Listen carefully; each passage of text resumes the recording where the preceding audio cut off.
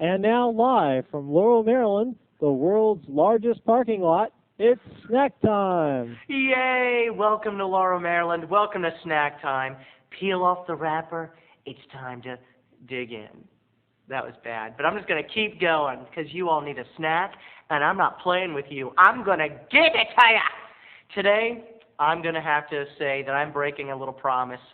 I'm not one to go against my word, but one Susan, I was going to say the last name, one mother of mine, a very special mother, and you know what? Yes, the only mother that I have, that God saw fit to give me. Well, her and I had a little deal.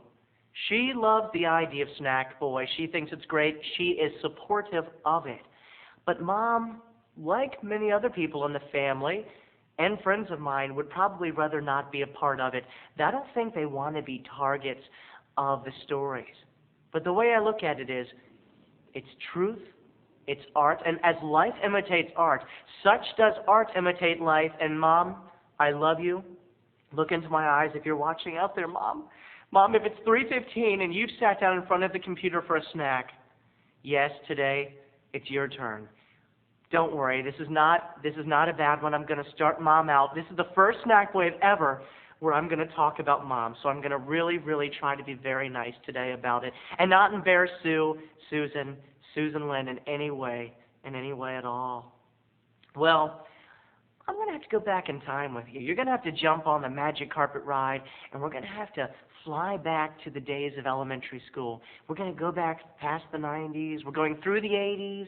We're going earlier in the 80s. Boo, boo, boo, boo, boo. That's right, to 1981, where my mother, the saint that she was, she decided not to work because she wanted to raise my brother. You remember Kenny? Before there was seminary, there was elementary school for both of us. And yes, she would drive us around. She was so dutiful. She would take us into the woods and give us leaf etchings. Or she would take us to McDonald's. And today, I got a little tale about McDonald's. Many of you love television and have watched a television show called Roseanne. If you've seen Roseanne, you're halfway there already. You're fairly familiar with my mother, Susan.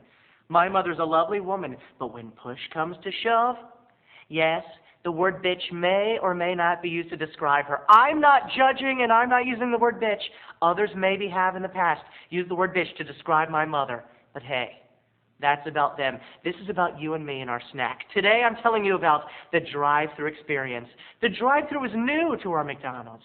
This is going pretty far back, and our McDonald's had just added on its drive-thru, and we were excited. My brother and I were sitting in the back seat, me and my little cat, my brother, and we were just so excited. I was going to get a Happy Meal, and I don't remember what he was getting, but we were ready for some McDonald's lovin'. We got there, my mom ordered, and as she started to drive away, my mom did something she always does. She reached down into the bag, and she pulled out the sandwich.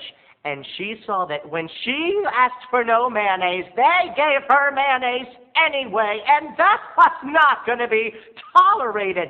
So she hit her brake, and she backed up, and she said to the man at the window, "I ordered no mayonnaise." He goes, "Whatever." And he takes the sandwich, and he gives her one without mayonnaise. And as she's driving away, he mouths under his breath, "Bitch."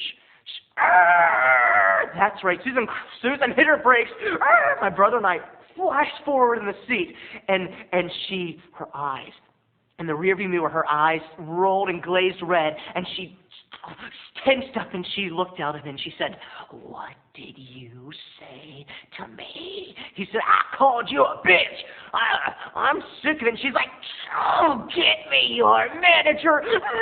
No! And he goes, "I'm not getting no manager. I'm sick of waiting on people like you. You have no mayonnaise. You have no appreciation." Well, my mom reached out of the window of the car, and she didn't even take off her seatbelt, and they were neck and neck. He came out of the drive-thru window, and my mom's head reared out of the car window. The seatbelt was the only thing keeping her in the vehicle, and they were neck and neck, eye and eye. They were as close as E.T. and Elliot, and they were in each other's face, just going for a diva contest.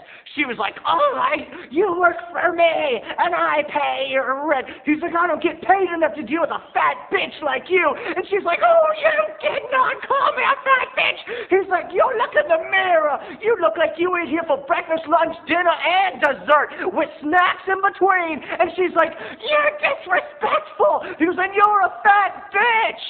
Ladies and gentlemen, My brother and I, very young in age and also very easily to embarrass, sunk down in our seats.